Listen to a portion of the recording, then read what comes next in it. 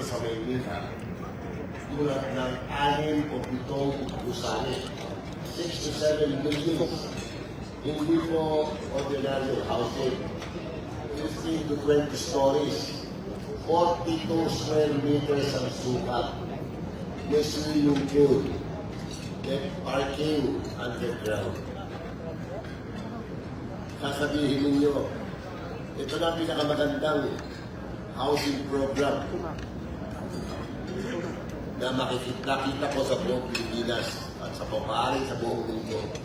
Naging chairman ako ng Committee on Housing at advocacy ako sa Kongreso for the last 20 years ay puro sa housing. Pero wala ako nakita rin ng classic project dahil saan ang tao. 42 square meters, 2 bedroom, may swimming pool, may community facilities, may function group para mga meetings nila, may parking lot. At ang pinakamaganda, 2,000 lang ang bayad sa buwan, sa upa. Meron 3,000, may 2,000. So, ang alam ko, ang mga pet stations sa amin sa Maynila, 5,000-7,000 pet stations alam nyo. Ito, 42 square meters, 2 bedroom. Wala na ako nakita ng ganyan klaseng programa. The nearest that I can think of was yung police, kasi natin ni Fer kanina, na inisagin namin kung panahon natin na human settlement na kasama ang krema din, kung inuusan yung human settlement. Yung ginawa ng ibang administrasyon o anong Cariles, 16 square meters ng pulo. Sa Tondo, 16 square meters ng pulo. Pero dito, sa lungsod ng Maynila, hindi ko nasasabihin sa inyo ang ginawa niya sa edukasyon. Mga 10-12 story educational buildings, fully air conditioned. Hindi ko nasasabihin nyo dahil makaka tayo. Total tayo krema. Ito lang ang sa pabahay. Kaya itong ating guest speaker is second to none. In my long years, idol niya si Lee Kuan Yew. Pero tinap niya ang programa ni Lee Kuan Yew. Because yung Lee Kuan Yew Singapore, kung ano sabihin ko sa inyo, nag-aaral sa atin niya mga yan. Kung kayo ni Yuti Jollibee dito sa human settlement, pag-mutual fund at pag-ibig natin. Kinopya tayo niya. Eh hindi po nagbibigay ng kurang upa ang Singapore. At pag ikaw ay nakaupa na sa Maynila, gusto mo na umalis, dahil nakaipon ka na, nakabili ka na ng ibang lupa, bahay, isosoli pa, hindi yung Isko Moreno Dumagoso ang pera mo. So parang libre na ang tirahan niya. Sa kaya nakakita na libre. Sa kaya nakakita. Ako, dati ko natin may long years sa HADC at saka sa Congress, nagpapagawa kami ng mga kalye, building, tulay. Wala kami sinisigil ang Kongreso. Ganun din ang konsepto sa Ironing sa Ironing. Use of rock, nasa libro pa rin ang sikat pa rin yung asset na yun. Pero yung social impact, yung social contribution, yung dignidad ng mamamayan, Manileño, pinamumuka ni Yorme, na kami sa Maynila, alam namin kung sabihin at benefit nila ang bawat Manileño. Ladies and gentlemen, it's my privilege, it's my honor to present a person who one of these days in the future should be the batayan ng pagpili natin ng lahat ng klase. Yes! Nakakong panahon, hindi sinasabi ko dahil ayaw namin mawala si Yorme sa Maynila. My privilege, my honor, introduce to you the man with a mission, Mayor Isko Moreno Dumagoso.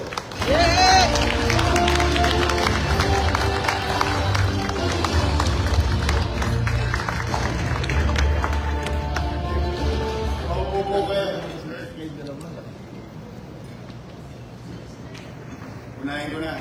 Sa Maynila lang po ako, hayaan nyo na sila. Ano po, those were the days. Tayo mahabang pa ito mga po. But thank you very much, Congressman Amado Magachi, ang ating past president ng REMA, sa ating mga opisyales, particular na Mr. Florante Opresio, Executive Vice President, sa lahat ng Vice President, opisyales, members of the board, and the National Chairman Jerry Navarrete, to Mr. Well Coti Carino, National President, na kasama ko po sila dalawa ng isang araw doon sa Binang Dominion 2. At ang matagal na rin partner ng City of Manila, Mr. Regis Romero, mga President, Regional Officers, at lahat sa inyo narito. Pag hindi ko pa kayo nabati, binabati ko po kayo lahat. Magandang araw po sa inyo lahat. Magandang araw din. Una po, maraming salamat. It's an honor to be here, to be part of your first National Assembly and election. Good luck sa mananalo. Malaking responsibilidad maging opisyal ng REMA because you are representing an economic driver in the city. Construction is one of the major stimulants of any country for that matter. That includes the private and the national government investment plan. Napakalaki. Pag ang pamahalaan tumigil mamuguna sa infrastruktura, wala rin talaga yung mga future na gagawin nila. Dahil hindi mag-appreciate or mag-evolve, mag-develop particular community. Kaya sa inyo, sa mga magiging opisyalis, talagang sabi nga ni Sharon Cunita, pasan ko ang daigdig. Malaking responsibility din. But mag-special mention lang ako. Si Boyce, asan ba si Boyce? Ayun yan, si Boyce. Malaking tinutulong sa amin yan sa Manila. Andiyan ba yung mga taga-Boyce? Kaya shout out. Wala akong tosgas dyan. Lagi ako nakakainin ng pintura. Lalo na pagkatapos ng rally. Yung mga tulongges nyo, yung magrarally-rally, hindi ko mo sila inaawag, pero dinudumihan yung mga pader namin. Hindi pa nila akalain na iyon ay tutususan ng pamahalaan. Hindi ko naman mapayagan dugyutin. Yun nila yung Maynila. Hindi na nakompleto sa pader. Pati yung stoplight, gusto na tanggalin. But I'm really grateful to Boysen, one of many honors of the city of Manila. Thank you very much. Special mention to Boysen. Ganyan na, pag ni Lomats, mas tinatawag namin siya Lomats, no? As a matter of respect, one of our elders in the city of Manila. Idol ko po talaga si Lee Kuan Yew. Totoo po yun, sapagkat minsan mahirap paniwalaan na posible pala sa mundo. And it goes to us also, na kapag may isang leader, makachamba ka lang ng isang leader, consistent, visionary, at kayang ipasagasa sa tren yung dalawang kanyang barangay tango sa Riles. To really be firm in his beliefs na pataasin ang antas ng pamumuhay ng kanyang mamamayan. Mangyayari. Sa mga batang nandito, kung meron mang bata, kasi nakita ko rito, marami dito, konti na lang birthday. Pero may asin pa. Who would thought? Sino makakaisip na yung usali o or talagang kanal, open sewerage system na Singapore 60 years ago. Na ngayon ay Singapore na nakikita. Isa lang yun. Isa lang yun. Eh marami siyang katulong. Pero dahil sa kumapit ang tao sa kanya at itinulak siyang lubos sa kapangyarihan at siya naman hindi nagpaksaya ng panahon na talagang pabuhin what you call social perennial problem. And particular, yung HDB. Maswerte sila. Napakaswerte nila. There was one incident, I hope my recollection and my memory serves me well. There was a great fire in Singapore. Hindi ko makakabisado yung lugar eh. Pero record siya eh. Record siya, okay naman. PM or LKY went to the victims. Stood up there. Wala, bagsak ang balita. Talagang may manyunyut pala dito sa kapatid. Bagsak ang balita. And he said, doon sa squatter area, wala nang babalik sa inyo dito. Wala nang babalik. Hindi ko na kayo papayagang bumalik. Kasi puro shanty yun. But I promise you, I will build 10,000 housing units by next year. Yes, pag-uwi ni Lee Kuan Yew, kinausap niya yung mga ministry, he found out, wala pala silang kontraktor. The country, at the time, walang kakayanang to build. Walang company sa Singapore. Patay tayo. So they have to import from Malaysia, a company from Malaysia, across, to build housing. And through his work, natayo yung housing. At nagkaroon ng disenteng masisilungan yung kanyang mga mamamayan. May patubig, may pakuryente, may pasilong. Tapos, isa pang challenge niya, ng Singapore, mixed demographics. The Malays, the Chinese, the Hindus, hirap-hirap siya. May kanya-kanyang ugali, may kanya-kanyang kultura. Pinagsama-sama niya sa isang building. Kaya doon, may nag-aalaga ng manok sa loob ng condominium, may nag-aalaga ng kambing, may nagtayo ng sari-sari store. But, sabi ko nga sa iyo, hindi ko na masabi yung word eh. At dinala niya talaga yung katigasan niya. Sabi niya, we have to police them. If we allow them, then we just created a vertical squatter. So he did. Kinumpis ka niya, yung unit, release niya, then the rest is history. Nagdisiplina yung So, why am I telling you this story? Is simply because one of many, maybe, believes in MBN. Minimum basic needs. Housing, education, healthcare, and jobs. Yun ang apat niya. Yung apat niya. Yung nakikita yung mga pailaw-ilaw, o puti-putita, palinis-linis, o parke-parke. Yun yung ajinomoto ng gobyerno.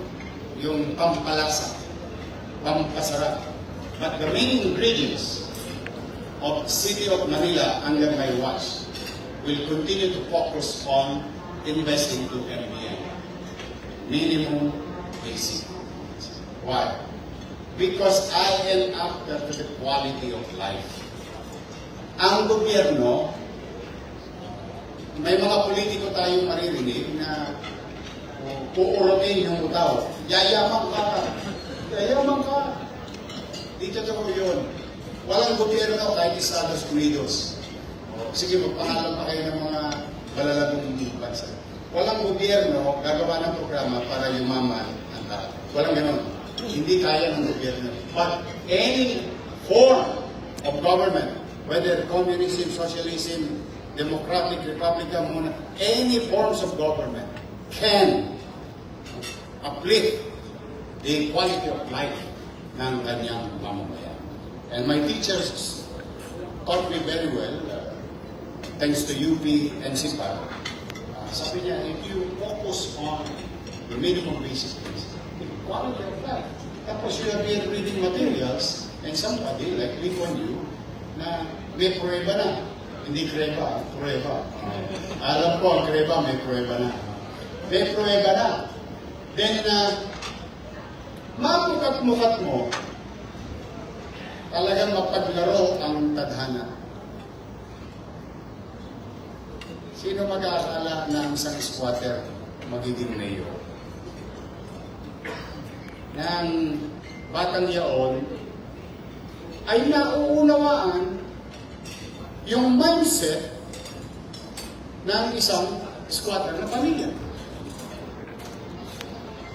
So you have a government, the resources, you have textbook from the academics, you have resource person who have resulted already, then you have a mayor who experience ano ang nararamdaman na pakiramdam ng isang tao kung walang kasiguruhan sa kanyang panirahan. That's why, salamat naman sa mga taga-Manila, pero may mga taga-Manila din ako nakakita, mga batang Sampaloc, Singalong, may mga dito pa rin. That's why, I am grateful to the people of Manila when they gave me a chance in 2019. Bagamat napakahirap ng laban ko na yun. Sobra. Dalawang presidente po yun na, isang presidensya po, isang dating presidente. Kumbaga sabi nga ni Domas, doon sa karera na yan, ako yung lumatos. Talagang mola, yung mga kalaban ko, ako yung pang karetela o pang kalesa. But thanks to the people of Manila, that's why when I became mayor, one night, I spoke with Chris Fernandez, Attorney Chris Fernandez. Sabi ko, Chris, tinira ako ng housing. Sabi niya, mahal po yan. Ako naman, you should know better than me. Napakamahal magtayo ng housing kung ang gobyerno lalo na mamamuna. Because you can only accommodate X number of families with X number of resources. So sa laki ng resources, ang taratamaan mali. So talagang medyo magastos. But that night, I asked the city council's stenographer, because I used to be kasi sabi ko, Chris, hindi ko maimumuestra yung gagawing batas. Gusto ko, meron tayong stenographer, ikukwento ko lahat ang gusto kong mangyari. Then we converted it into a law. Kaya po yung housing law, ang city government, is a full-hearted, drafted, crafted by yours truly, based on experience in legislation, being 9 years councilor and 9 years vice mayor, based on academic background, which I modestly acquired through the years of my journey. Kasi high school finish po ako nung pumasok ako sa gobyerno. But through the years, ay ako po may diploma na, hindi lang gawang recto o Makati pa. And my personal life journey, early life journey. So, that's why naipasahin yung batas. Maraming salamat sa konseo. So, ano itong batas na ito?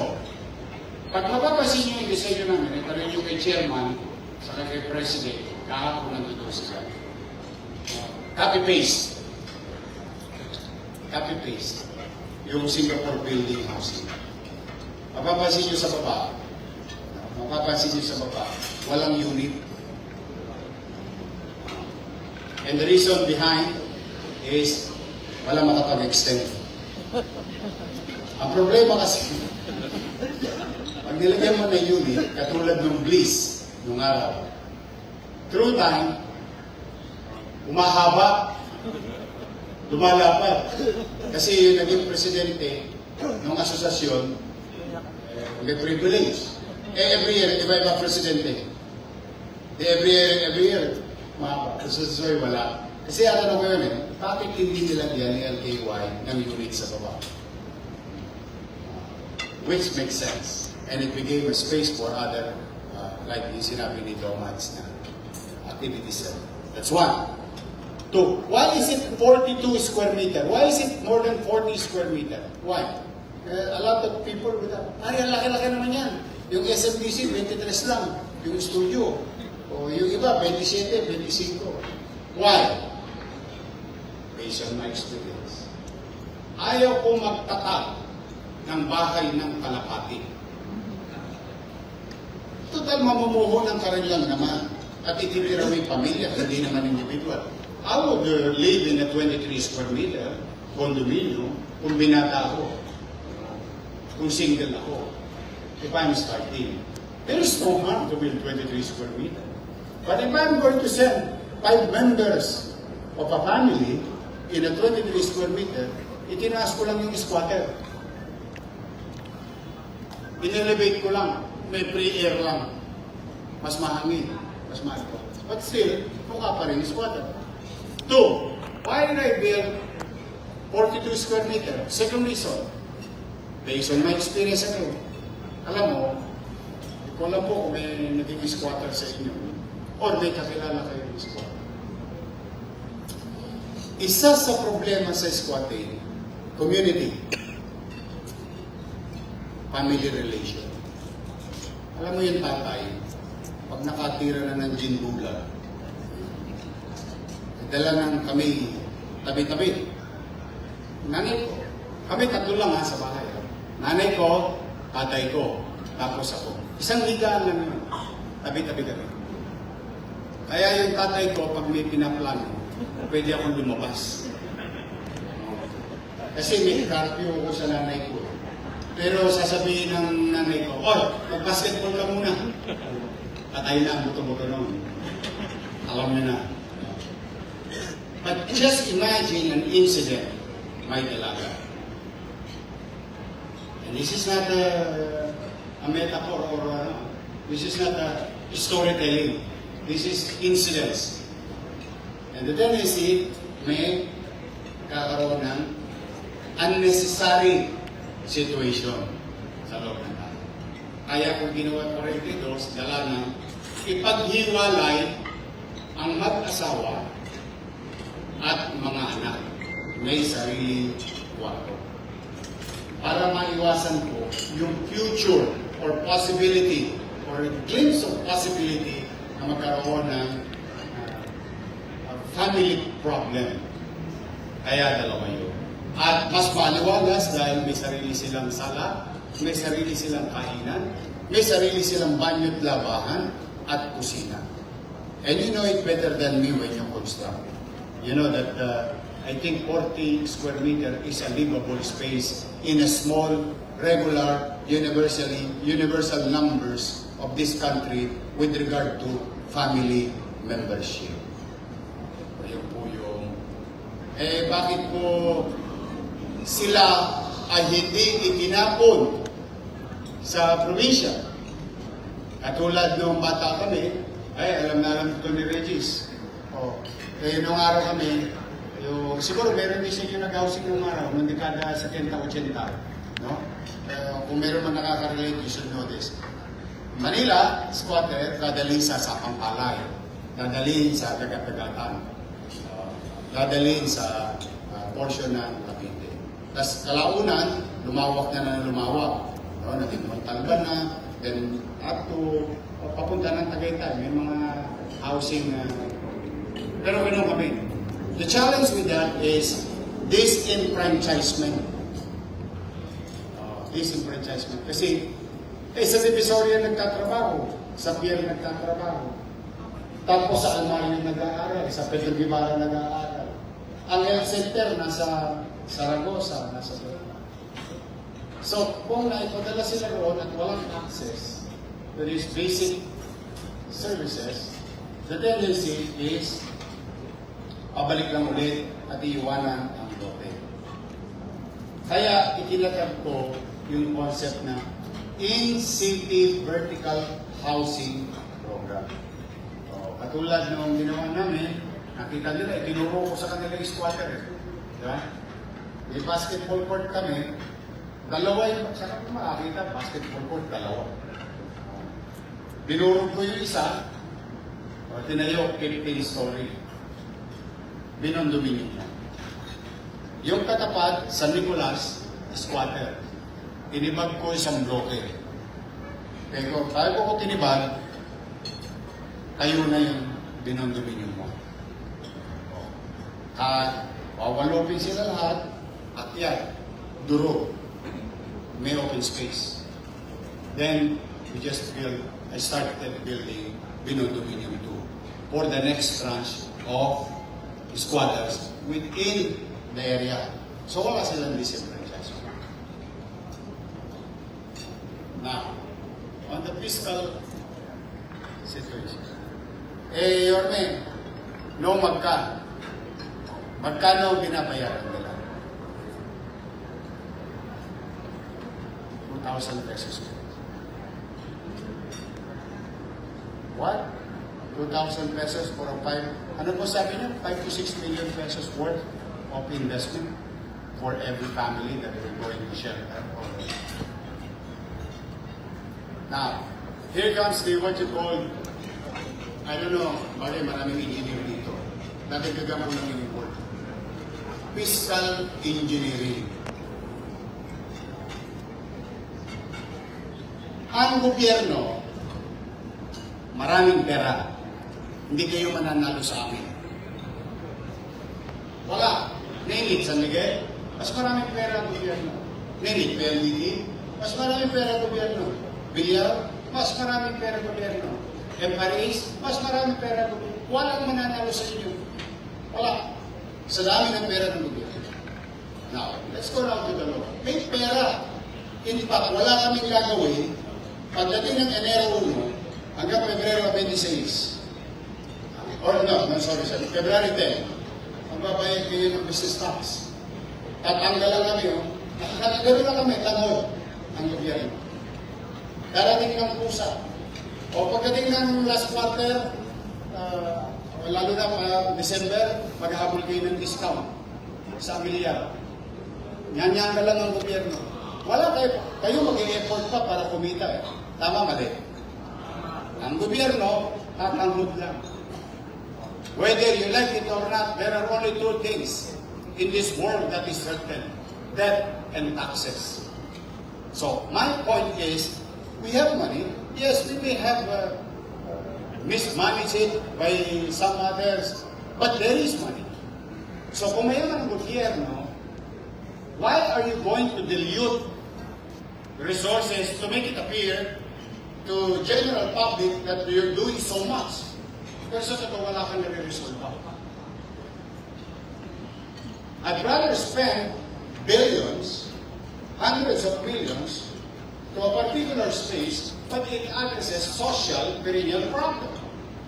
Now, if you rank it at 1:200 na linyada, at least nakuha ko isang linya na 29 na lang yung problema ko.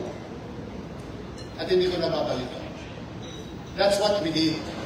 We utilize our resources efficiently to address and confront a particular geography and demographics para na sa ganoon may mapupuntahan, may end game, may tuldok. Maaaring ngayon ay puro kuwit ang gamit namin, pero darating ang araw, matutuldukan. Ito, urban, ayaw ko gawing illegal yung word. unofficial urban settlement. Yung nagtuturo, katulad ng nanay. So, bakit 2,000 pesos? Tinanong niyo ni Atty. Chris, bakit 2,000 pesos? Sabi ko, Atty. Chris, nung nagsa-sidecar ako, kaya walang reason para hindi bayaran eh. Nung nagsa-sidecar ako, this is late 80s, early 90s. Nung sidecar boy ako, ang kinikita ko isang araw 50 pesos, labas na boundary. If I do that, in 30 days, that's 1,500 pesos. At ang presyo per ulo, 3 piso. Eh ngayon, sumakay ka ng sidecar, 50, isang ulo, 20, isang ulo. So if you do the math, there is, ang pinig kong pinakamahirap na trabaho para kumita, magbasura at mag-sidecar boy.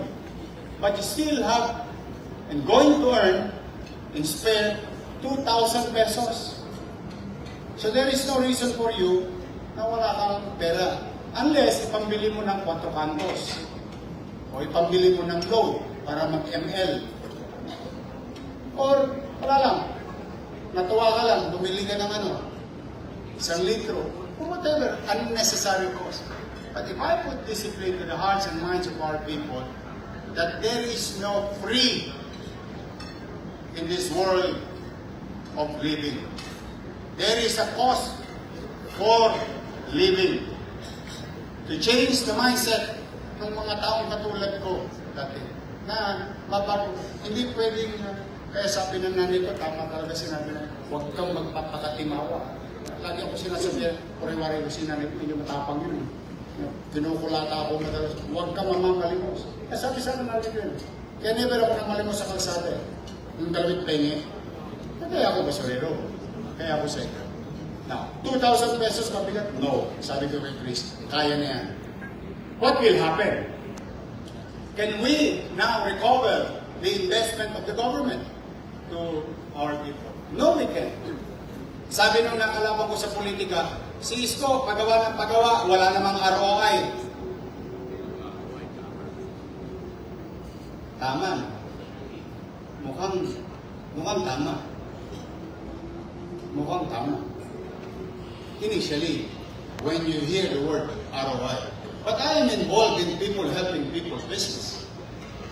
I'm not involved in making money business.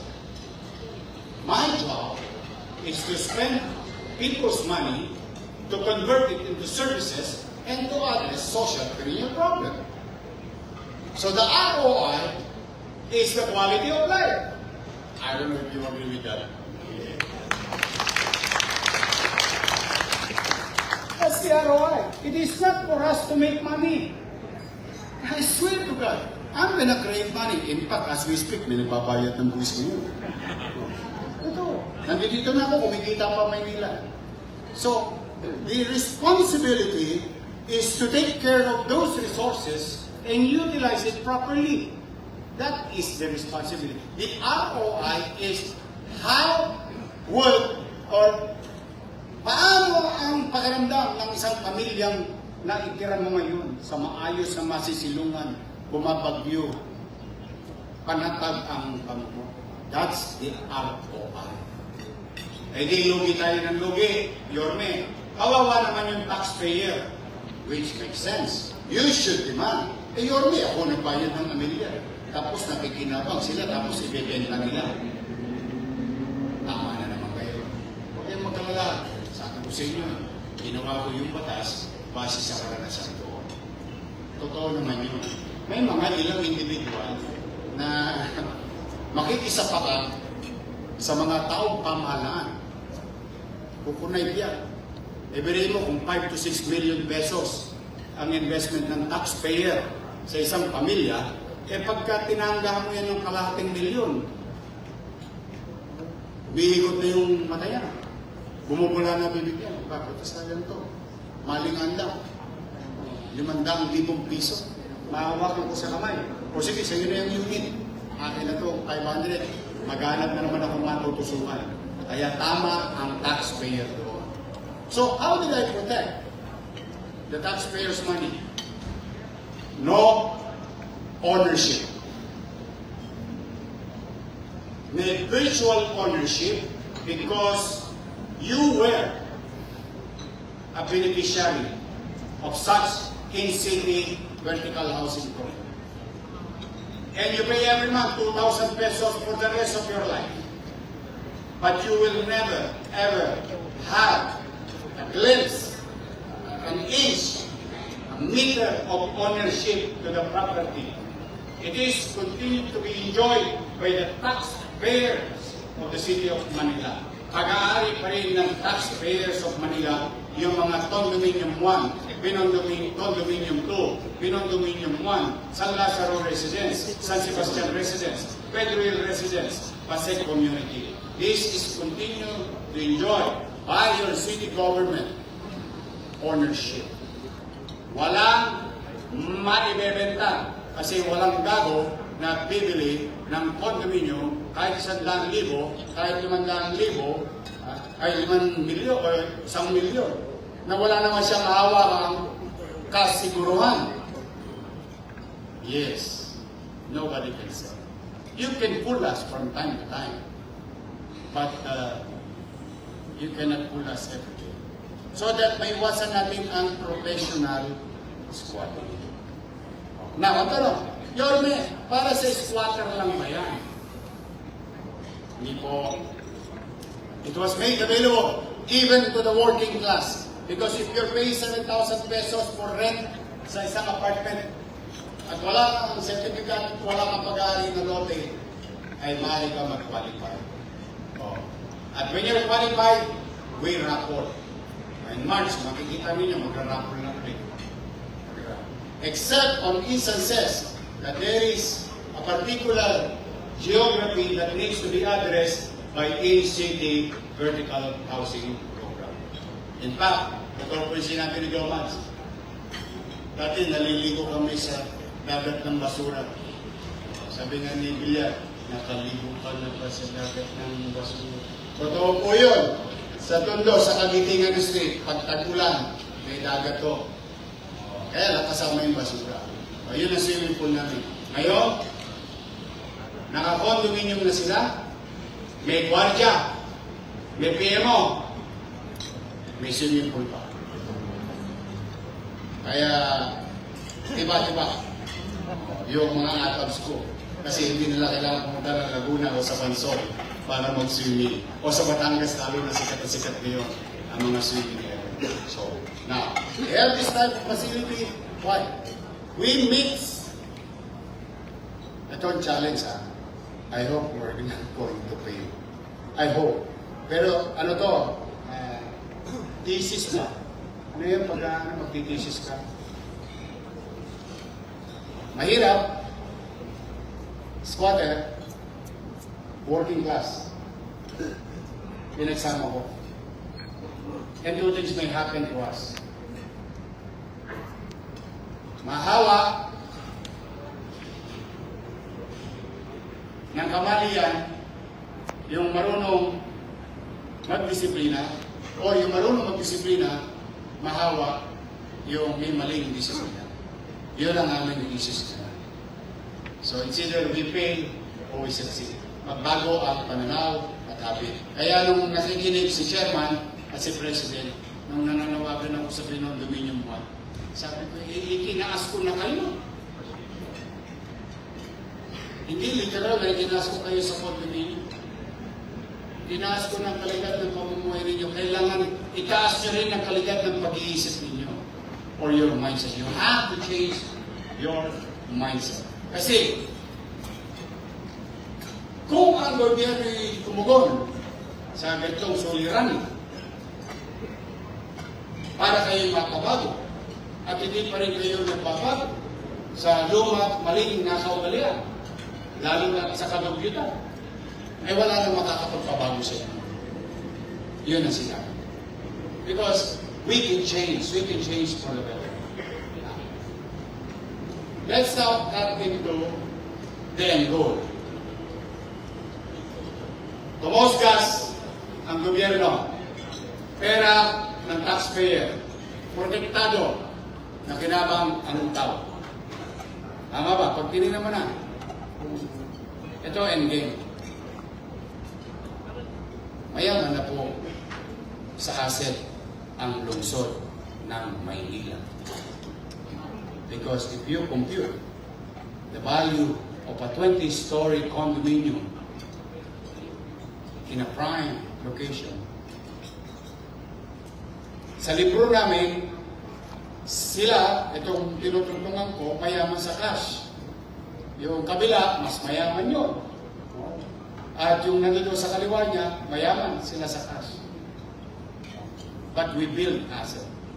Now, sooner or later, the city of Manila will be the same of Singapore. Singapore's GOCC, largest GOCC, is HDB. Sila na ang pinakamayaman, bahagi ng pamahalaan. In fact, iba na sila gumawa ngayon. High-end na sila gumawa ngayon. The only difference with the concept is that they have equity and ownership. Because maunlad ang kita ng beneficiary. Isa akin ni Sadlak. Salak. Kaya may pangunawa. Kaya po napapanggit kong pamisan-misan katulad na sinabi ni Magsesa. Those who have less in life must have more. Yan po,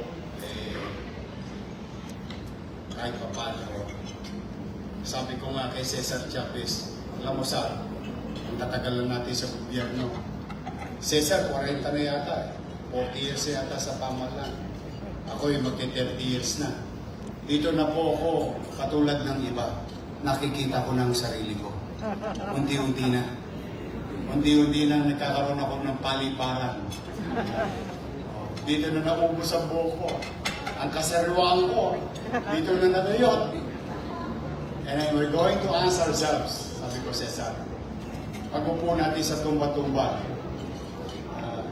in our twilight years, we will ask ourselves, what did you do for your element?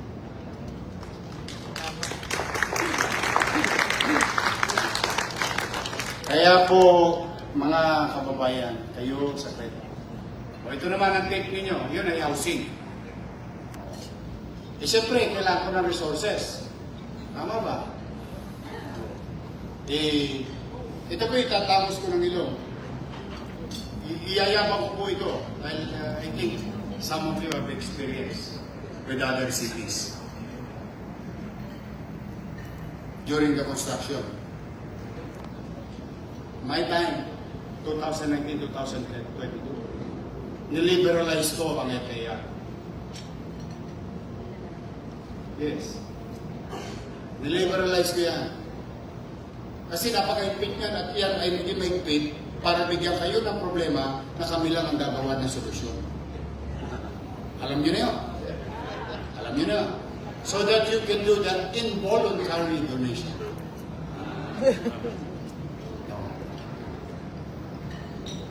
That's why niliberalize, sabi ko sa lahat. Pucha ko man.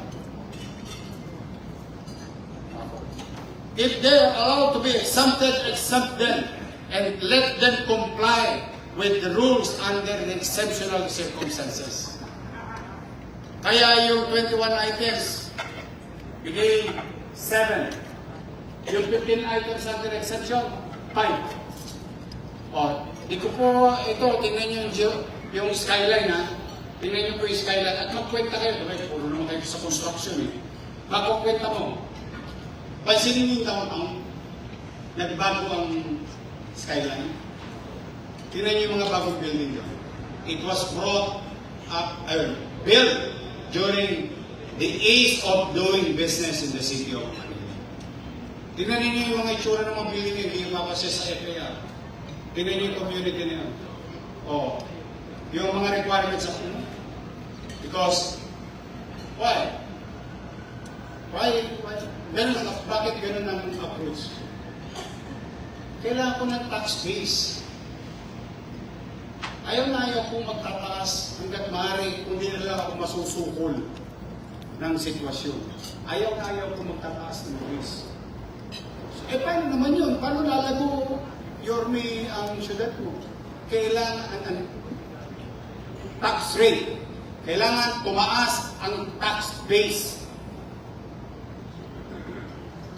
Ayaw ko magtaas ang tax rate because trabahong tamad yun ng isang leader.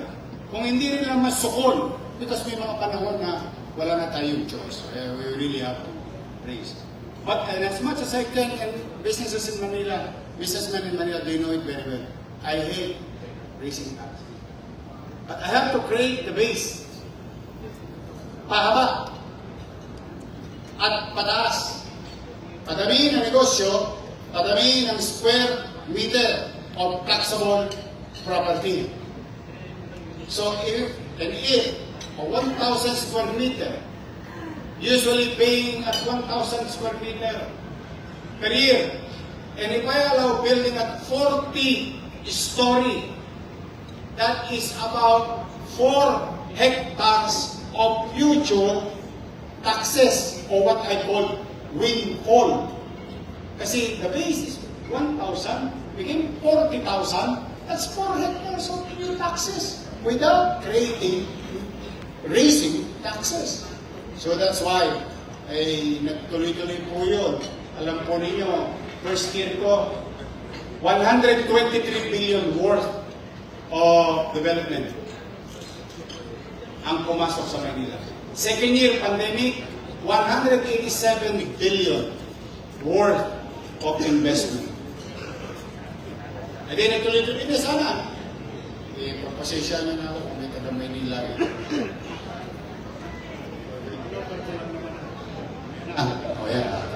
Ayaw yung patuloy yung sasabihin na. Kasi umihi na ako. Pasensya nyo na ako. Hindi ako umalis. Nagangad akong dalhin yung mga ginagawa sa Maynila kasi yung ginagawa sa Maynila may resulta na. What more if it is being done? The same concept, same policy all over the patay pa. Wala po, tiklop na mesa, uwi na. Log 2, kaya na. That's life. We move on. But now, I thought it's going to continue. And this happened. The old guards, in my absence, came after, again, to the developer. Sad to say. Kaya yung zoning na yan, talagang zoning na yan, namumunyat ako dyan talaga sa totoo.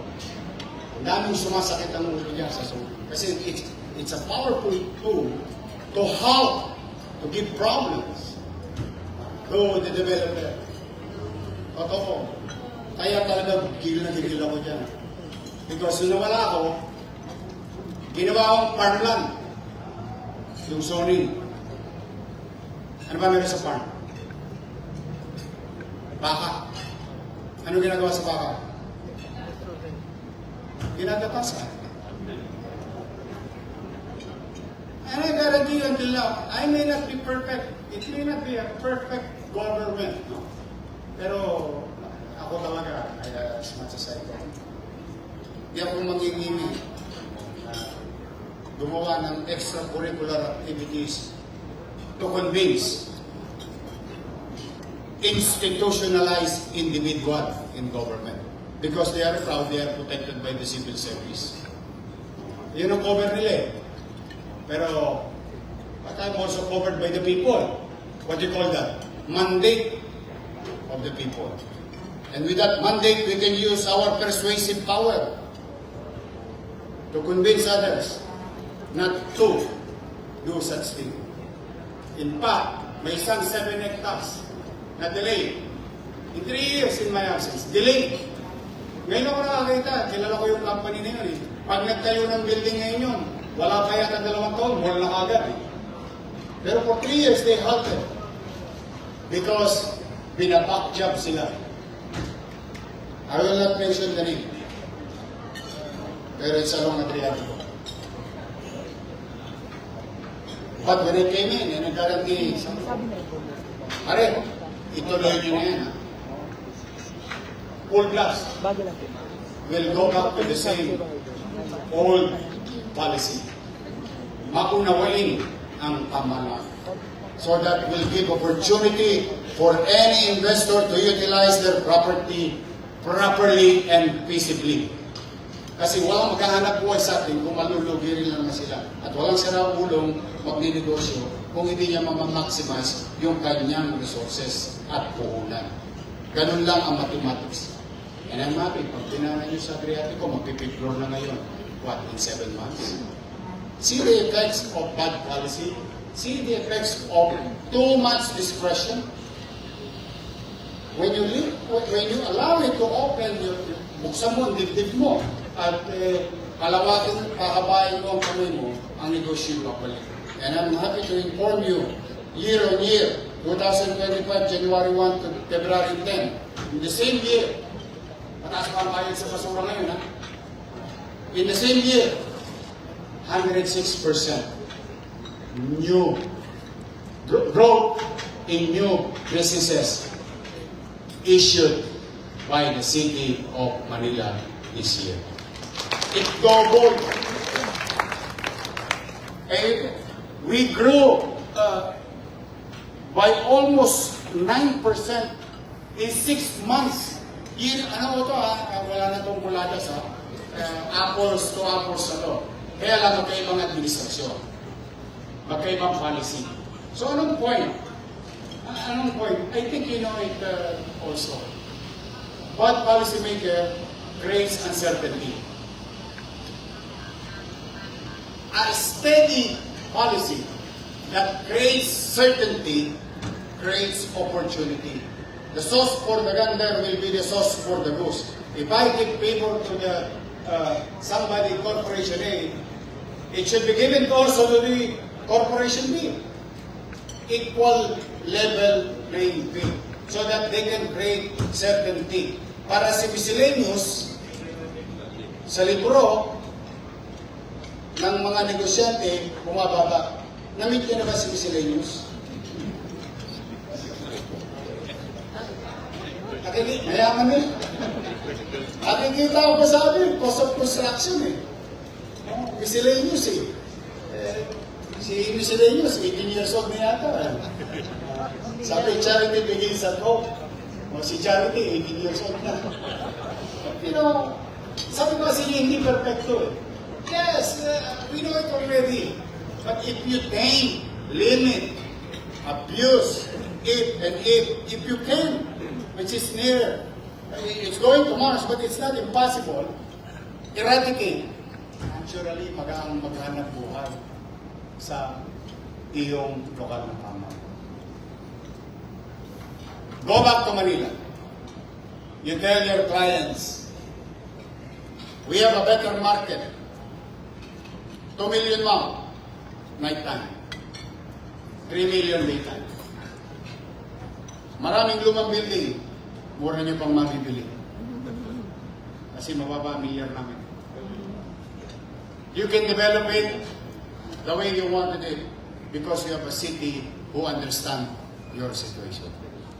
Under Paiwas. And that thing will happen. May awan Diyos na binawa ng mga taga-Maynila. I'll stay in the next decade in the city of Manila. Eh, minsan na ako napasok, kala ko yung tinitrain ko itutuloy. But they went to different path. But to assure you, I don't know if it is an assurance. Hindi po ako magpa-participate dyan sa darating na pinag-uusapan ng mga magkakaaway na malalaking tao. Todix na lang ako sa Gedli. Manila na lang tayo. We'll focus on developing it. We'll focus on investing into MBN. Minimum basic needs. Now, last, offer to Crema. Oh, baka makalaunan yung sinabi kanina na may problema kayo sa compliance sa 15%. Eh, hindi naman ako natigil. Hindi po ako titigil ha. Medyo hindi pa ako nagja-jogging. Nag-walking pa lang ako dahil talagang yung fiscal situation na iniwan sa akin, we're trying to curate it. That's not your problem. It's my job. Because I took, pala ka pala desisyon ka, gusto mo mag-mayor, di lahat ang problema, karapin mo. But, moving forward, o baka si Amado, sanay na sanay sa HUD-C, baka mayroon kayong compliance, pwede kayong bumili ng rights sa City of Manila. Why not? Magko-comply naman ako na kayo. For some stroke of provisions, agreement, or what you call isang ball bill lang yun. Malay ninyo, lalo na sa mga developer na kliyente ninyo. Because you are being required by the HUD-C of this and that, and you need to comply because compliance is compliance. Unless, otherwise, it is yung request yun na pagbibigyan. But if you need to comply, welcome kami tanggapin yung pera nyo sa Maynila. Oh, why not? I'm just saying, I think you know what I mean. Some of you analyzing us already because let's see. 7 vertical, 1 horizontal, and because of we are building a 10-story, fully air-conditioned public school, we already addressed a 10th or 15th year of population growth to address student-teacher ratio in a classroom. So we're going to have more space. The other school can be absorbed. And if you're absorbed, you have now a space to create more in-city vertical housing program. And that is for you. Later on, you can buy in. For you to comply with other requirements with your business, with HUD-C or HLURB. Tama ba? Lisod na. Hindi, HLURB pa naalala ko eh. Kasi nahabol ko yung ano rin eh. Yung trust fund, pero mo dami nag-build sa akin sa Manila, walang pumunta sa aming pera. Remember, sinasabi ng batas ngayon, kung saan local government unit ka nagtatag, yung iyong pondo na yun ay dapat mapunta doon sa lokal na pamahalaan. Napunta mo yun somewhere eh. Somewhere na punta yun. Pero sa totoo lang, dapat amin yun. O tingnan ninyo, sa Avenida alone. Ay no, sorry. Tawag ko rin Avenida ron. Yung isa, yung Top Avenue. Top Avenue alone. O, pagpustahan tayo. O, Bilyar, Torre, SMDC. O, tingnan niya. Simula City Hall hanggang Vito Cruz. Ilang condominium yun. Tingnan niyo, wala kami nahagip doon sa HLURB. Yung tapi tawag sa pondo na yun eh. Ha? Oo, di ba i-entrega niyo yun? At sinasaad ng batas na yun, ay dapat kung saan ginawa, doon sa lokal na pamahalaan yung gamitin. Tama mali? Na-entrega yun sa ibang bansa. Sa Buli. Ha? Hindi, sa ibang bayan, napunta yun. Oh, dapat yun sa Manila. Dito yung ginawa. But, you know, weather lang yan. But, you know, I don't want problems. I find solutions. Katulad ng video, we find ways. Kaya next time around, para hindi na kayo nahirapan, birin nyo, pagtanggalin nyo ng tsape. Pagbigay nyo ng tsape, yung pera, bilang compliance, you get certificate. Comply na kayo. Yung binigay ninyo, i-roll nyo. Katulad ng ginagawa ko ngayon. And, bago ko makalimutan, yung 2,000 pesos na binabayad ng tao, pagdating ng araw, umunlad na buhay niya. Gusto niya nang umalis sa condominium. So, sorry ko lahat ang principal.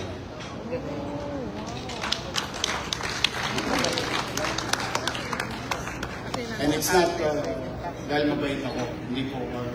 Gusto ko lang kasi turuan siya na mag-import. Force savings. Yun. Except for the interest. Because there is a portion which I did not mention na bago ko nakalimutan na. Kasi kung may kokopya, at least alam niyo na kung paano kokopya. May portion doon sa ordinansa na yun, sa housing law ng Manila, investment group. The money coming in, 2,000 pesos, will be invested into REITs and safe bonds and practice the principle of DRIP,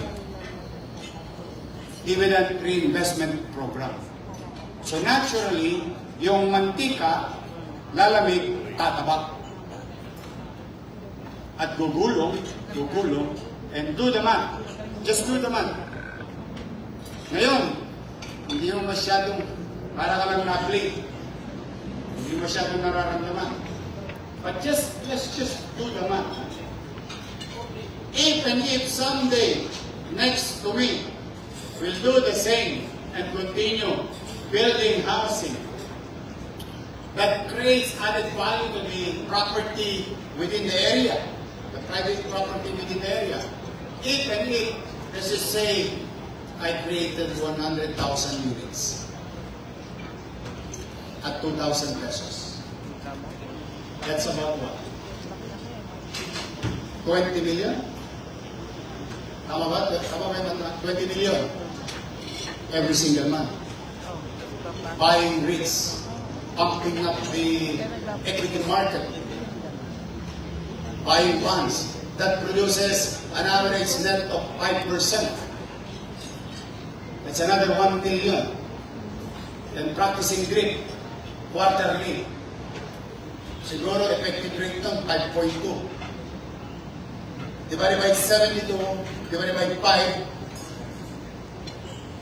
how many? Tulungan nyo na ako, medyo 85 lang ang grade ko. Mataas yung grade ko, kaya 85, hindi pa ako 95. 72 divided by 5.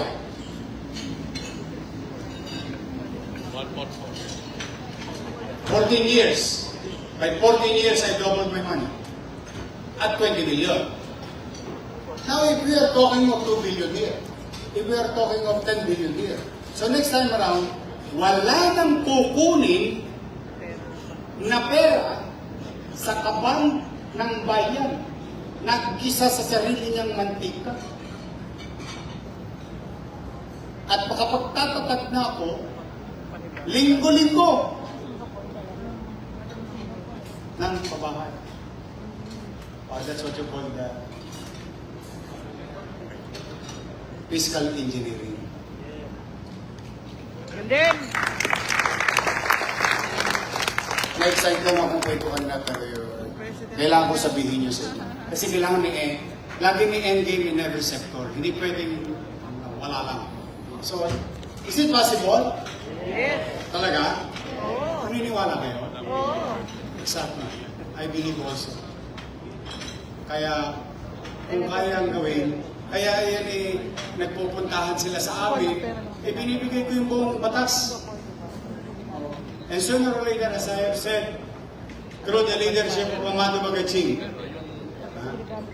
Kayawa ang Diyos, we're about to draft the first local government-owned corporation. Yes. LGOCC. Di ba GOCC? Kami naman meron. LGOCC. Local Government-Owned Controlled Corporation. Why not? Because under 7160, we have corporate power to engage, and so on and so on. To enter into, and so on and so on. So, these are the new ways, effective ways, the way I look at it, and I may be wrong, but for the meantime, tama pa naman kami. Kasi may resulta na. Yes. Kayawa ang Diyos. So, pasensya na kayo. Nakakain ba kayo? Okay na. Pasensya na kayo, binuto kayo. Alam mo talaga kami, pag nakawak ng mikropono, hindi kami bumibitaw ng mikropono. But again, I hope I hope nakapag-share ako sa inyo ng ibang idea. And I hope hindi kayo masyado nabulunan kasi baka unique at mahirap i-absorb. But if you want to go further to discuss this matter, we're happy. Amado and I will be happy to partner with Treva. Yeah. Ngayon naman ay pumanatag kayo. Ang pamahalang lungsod ng Maynila ay hindi po perfecto. 20,000 tao para ito'y tumakbo. 20,000 kaisipan. Iba't ibang damdamin, galit na kasanayan. But I assure you, in our own little way, kung meron man akong paiiwan sa inyo ngayon, pumanatag kayo, mag-iinam ako. I will spend efficiently. I will collect effectively. Pag kinolektan kita ng piso, piso ang resibo mo. Hindi yung piso ang kinuha sa'yo, 40 centavos ang resibo mo. Hindi po. Pag may gumawa nun, binibigyan ko na kayo ng lisensya. Yung opisina ko parang palengke, parang karinderya, bukas para sa lahat, kahit sinong gustong kumain.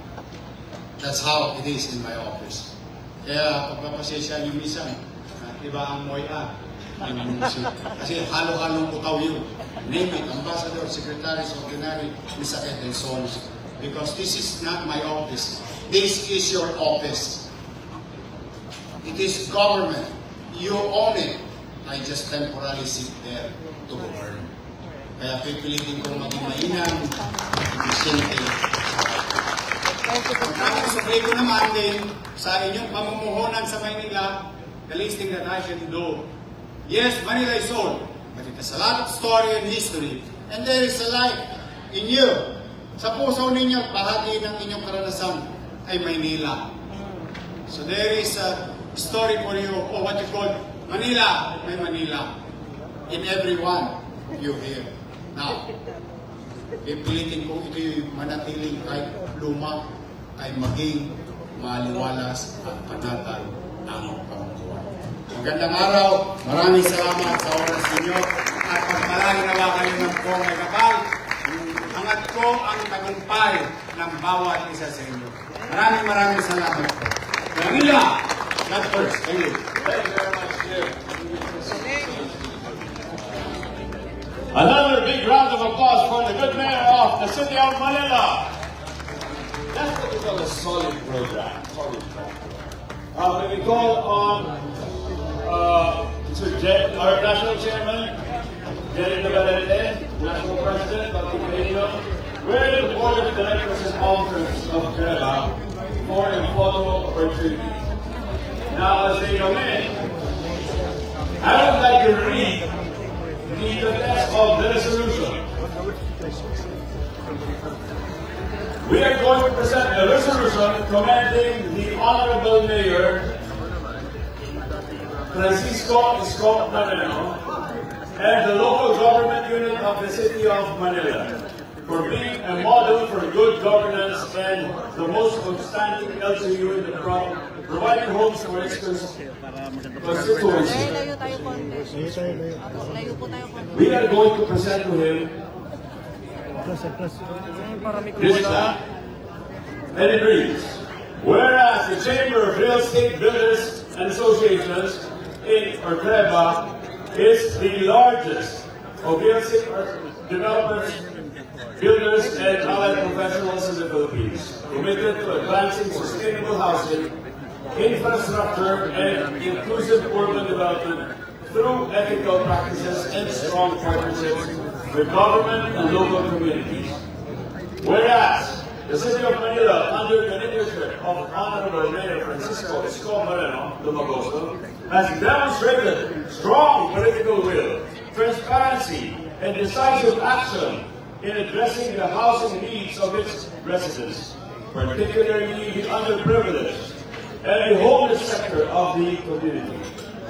Whereas, through innovative urban renewal programs and in-city housing initiatives, the city government of Manila has provided safe, decent, and affordable housing to thousands of families, ensuring that the beneficiaries are able to live with dignity within their communities and near their sources of livelihood. Whereas these housing initiatives implemented with accountability, efficiency, and integrity have established the City of Manila not only as the most outstanding LGU in providing homes for its constituency, but also a model for good governance among local government units. Now, therefore, be it resolved, as it is hereby resolved, that the Chamber of Real Estate and Builders Associations, Inc., in recognition of these outstanding achievements, CREBA proudly commends the local government unit of the City of Manila and honors Mayor Francisco Isko Moreno Dumagoso for their exemplary leadership, concrete accomplishments in delivering quality housing programs, and for setting a model for good governance that other LGUs may emulate. Signed by the CREBA Board of Directors on this 26th day of February 2026. That's what is needed now. Performance.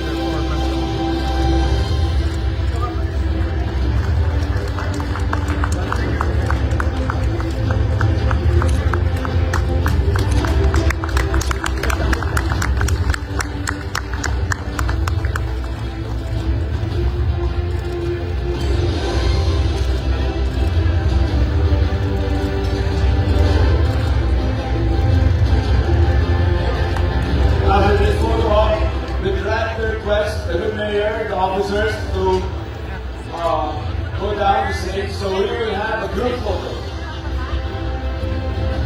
We'll have a group photo.